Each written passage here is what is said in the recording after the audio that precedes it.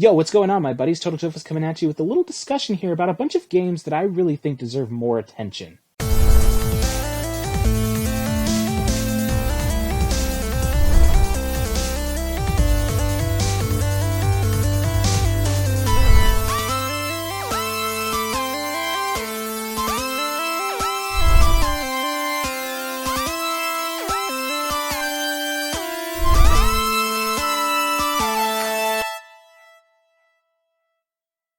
Okay, so to start off with, I'll let you guys know the number one game in the entire world that I think deserves way more attention than it's gotten is The Legend of Dragoon, which is a PlayStation 1 RPG.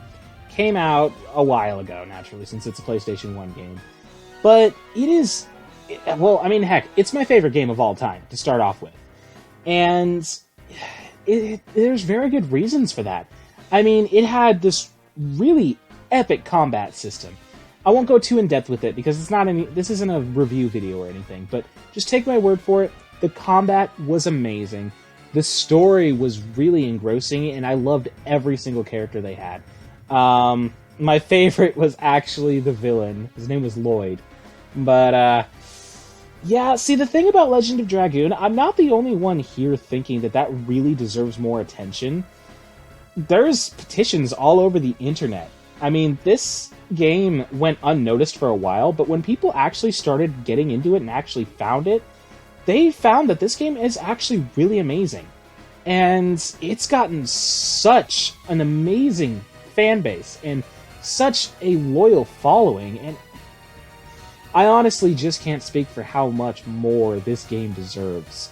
And realistically, they kind of left it open at the end for a sequel, which I don't think a lot of people realize, actually. But, spoilers, in the game, it's said multiple times that the events throughout the game are ultimately the plans of the sort of god that created the entire world by the name of Soa. And so I'm kind of left there thinking, if that was all Soa's plan and the main heroes undid it all, well, why would Soa then just kind of sit by and be like, okay, whatever? I honestly think they could easily make a sequel out of that, to where Soa tries something else and ultimately they have to take down Soa himself. That would be really sick. And then on top of that, this game has a really, really rich lore and backstory.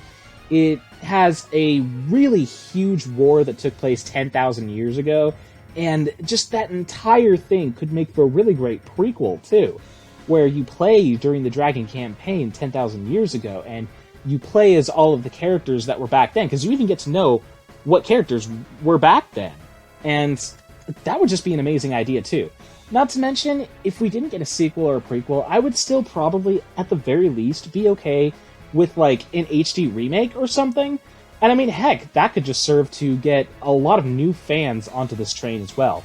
But I'm starting to get a little too much into that game. Obviously, as I said, it's my favorite, so you can kind of understand why. But moving on. Another game that I really think deserves a bit more attention is Final Fantasy IX. See, it's not that it doesn't get attention. A lot of people really love it. I just think it deserves a little bit more, you know? When it comes to Final Fantasies, the ones that people can probably think of off the top of their heads that they've played would be Final Fantasy VII, first and foremost. Maybe Final Fantasy X, Final Fantasy XII, Final Fantasy XIV, and probably 13, unfortunately. But the thing is, not as many people have played 9 as have really should. 9 is probably one of the best Final Fantasy games of all time. I mean, realistically, no offense to people that, really think that 7 is the greatest, but I honestly think 9 kicks 7 straight in the ass, and yet 7 gets so much more attention. And I can understand that if I was the only one that thought that, but a lot of people really think that. And not to mention, Final Fantasy IX was also kind of left open if you kind of think about it. Whereas, yes, Kuja was defeated in the end, so on and so forth, somehow Garland was still around. He supposedly died, and yet afterwards he was still talking to people, like, through their heads or something. I don't know, but he's still around somehow, and again, he's the guy that, wants to set all this destructive stuff in motion, so if he's somehow still around, I wouldn't think he would just kind of sit by after everything happened and just be like, oh, whatever, my plans failed, okay, screw it. I really think he'd try something again, thus making a potential sequel. Or at the very least, way later down the line, obviously, considering they're in the middle of the 7 remake right now, but I think it should get a remake as well. Yeah, the graphics are obviously better than 7, but, it is still PlayStation 1 graphics, so they're not amazing. And it could also use, full voice acting and everything, and it just deserves a lot more than it's gotten, I'm at least happy that they are kind of semi-remastering it and throwing it on the PC release pretty soon. That's going to be pretty cool, but I would like a lot more. Now, the next game, whereas I just mentioned Final Fantasy VII not being the greatest Final Fantasy in my opinion, definitely up there, maybe in the top 5 or something, but not the greatest, I still definitely think they need to continue that, because for all of you who may have played Final Fantasy VII Dirge of Cerberus, the secret ending, I mean, they just kind of left on that. They haven't continued that, even though that blatantly was made to leave it open. I mean, spoilers for those who know who Genesis Rhapsodos is, he comes back in the end of Dirge of Cerberus and picks up Vice and says, our work is not done, or whatever, and that definitely implies he's going off to do something, but they never continued that. And I mean, they don't necessarily have to make it, a sequel to Dirge of Cerberus specifically, just the next installment in the 7 series, considering they left it so wide open. I don't know why they just haven't touched that. Maybe we'll get that after the 7 remake or something, but I just think they really need to pick up on that. Now the next game, more like the game series, is Devil May Cry. For all of you that might be Devil May Cry fans, if you've noticed, after the DMC game, Capcom just kind of left Devil May Cry to sit. And I don't really understand why they made DMC in the first place. I mean, I'm one of those few people that didn't think DMC was that terrible of a game. I mean, sure, it messed up the story a lot. I could have done with a different design Dante, honestly, but I mean, I couldn't argue with that combat. The combat was freaking insane. I absolutely loved it. But when it comes to the main series, at least, for Devil May Cry 4, who the hell is Nero? I mean, why does he have this power? Why does he have that devil arm thing? And, I mean, where the hell did he come from? Why is he so good, almost as good as Dante? I mean, no backstory is given on him whatsoever. And, I mean, a lot of people really believe, the general consensus is that he's, Virgil's son. But, it's never outright said anywhere in the game, and I think we could use a proper Devil May Cry 5 to continue off of that, maybe actually tell us who the hell Nero is, and, build on to Devil May Cry, go back to the really amazing shit that everybody loved. And, more Dante. I can't have enough Dante. I don't mind if they throw Nero in there, that's cool, I love Nero. But we did not have nearly enough Dante in Devil May Cry 4. I think we should have had a lot more missions with Dante, but, whatever. I just really would love to see a Devil May Cry 5. Now, the next game, it's another Capcom game, and I believe it was actually, meant to be another Devil May Cry game, but it's called Chaos Legion. It came out on the PlayStation 2 a while ago, and for those of you who don't know what it is, I would definitely recommend going and checking it out. If you like Devil May Cry, chances are you really might like Chaos Legion, because it's really similar. The action is a lot of the same, it's a really fast-paced, hack and slashing action game where you're fighting all sorts of crazy-ass monsters and shit. But I thought that was a really amazing game, but, nobody knows about it. I mean, not literally. A lot of people do. And a lot of people really are on my side when I say that Chaos Legion deserves more attention. But that's still not a lot of people in general. A lot more people really need to play that game. It's really good. I mean, I'm sure some people hate it. I mean, every game is hated by some people. But, at least in my opinion, that game was really, really good. And it needs more attention. It needs a bigger fan base. More people need to know what that game is. And more people need to actually try it out, because it is really cool. And, honestly, at least in my opinion, I could go for a sequel to that game. I really could. I really think that game, I mean, the combat was seriously satisfying. The story was actually pretty cool. And I loved the whole thing where, you had all of these legions of monsters you could have at your control to fight alongside of you. I really thought that was badass, and I would love to see more of that. Okay, now this next game, I've got 4 left. This next game, I cannot tell you how strongly I feel about this, because honestly, I think one of the main reasons it's gotten so shoved into the dark where nobody can see it is probably due to the hype of Final Fantasy XIII when it first came out, before people knew that it was not the greatest. But that is the RPG Resonance of Fate. And, oh my god, guys. Resonance of Fate was freaking cool. I mean, there's a lot of haters out there that say the combat system was, too complex, too, just way too much to it. But I don't believe that. I think, yes, it is a little bit more complicating, but it's not like you can't learn to understand it. It's reasonable to grow and understand it. It does have a bit of a difficulty curve, yes. But I mean, shit, you don't have to be a freaking scientist to figure that game out. And once you do figure out how the battle system works and all its little intricate parts, it is seriously one of the greatest RPGs I have ever played. And not to mention, it was funny as hell, too.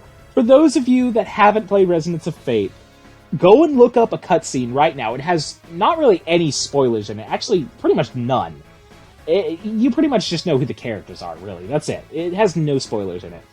But it is a hilarious, very awkward, but making it more hilarious cutscene. Just go on YouTube and type in Vacheron Dance, Resonance of Fate.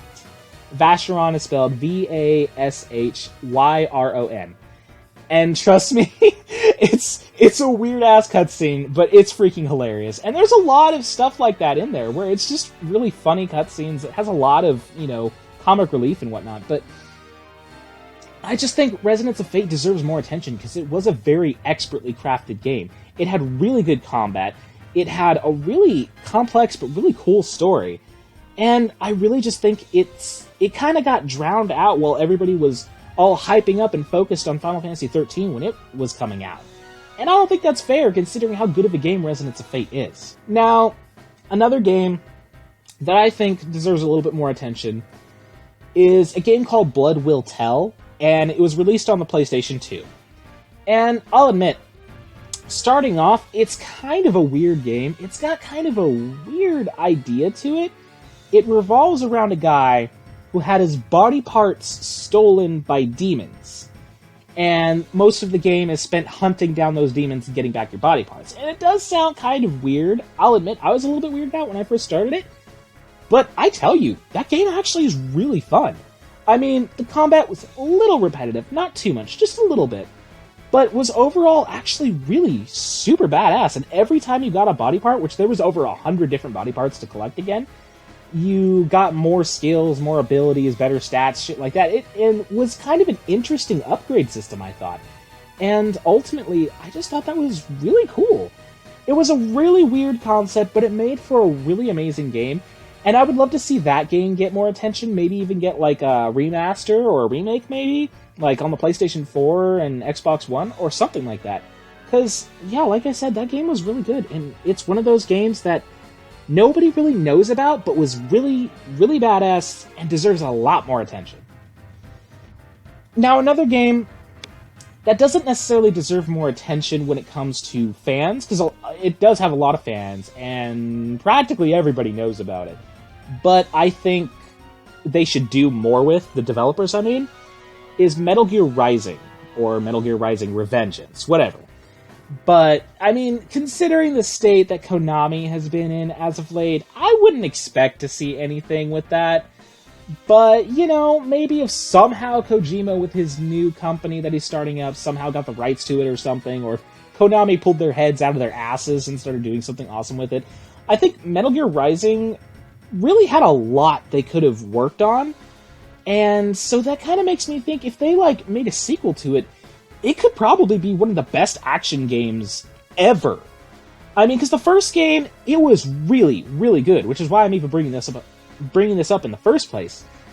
but, you know, it kind of lacked in a few aspects. Like, it was really short, for one. Like, really short. The whole game could probably be speedrun through in maybe 4 or 5 hours. Maybe a little bit more, maybe even a little bit less. But, yeah, it was kind of short.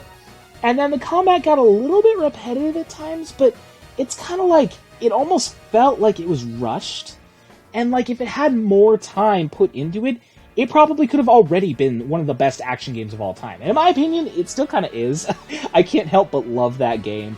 But I think if they put a little bit more time and effort into it and made a sequel to it, preferably with a less weird name, then that could turn out to be super badass. And the last game that I'm going to talk about here, one of my favorite game series of all time, and I'm sure a lot of you guys are going to agree, is Jak and Daxter. That game series has not been touched in a while. And it really, really deserves it. I mean, look at Ratchet and Clank. Or, you know, there's a lot of classic games that, you know, had their peak on the PlayStation 2-ish era, but are still going today. And I honestly think Jak and Daxter kind of got gypped out of that, you know? It was definitely one of the best series back in its time. And it kind of got a little screwed up in some of the later entries, yeah, but I mean, I really think that they should start fresh with this game, make a whole new Jak and Daxter series, kind of like they're doing with Ratchet and Clank right now. And, I mean, come on, it's just one of those classic games that once you play, you just can't help but love for the rest of your life, and it deserves something after all of this time. I mean, we already had, like, a Jak and Daxter collection and whatnot, so we don't need something like that. We just, like I said, we need a new Jak and Daxter series. You know, not necessarily even Jak 4 or anything, although that would be cool too. But just a new series with Jak and Daxter, that would be amazing. But yeah, those are some games that I really think deserve a lot more attention. And maybe you guys agree, maybe you guys disagree, but I want to ask you guys the question of what games do you think deserve a lot more attention? What games do you think deserve some sort of like a sequel or a prequel or a remake or just a larger fan base because they were a really amazing game? Tell me that in the comments below. Don't be afraid to leave a like on this video and subscribe for future videos because I will be uploading multiple videos every week. And that would be about it, so until next time, stay pretty, my buddies.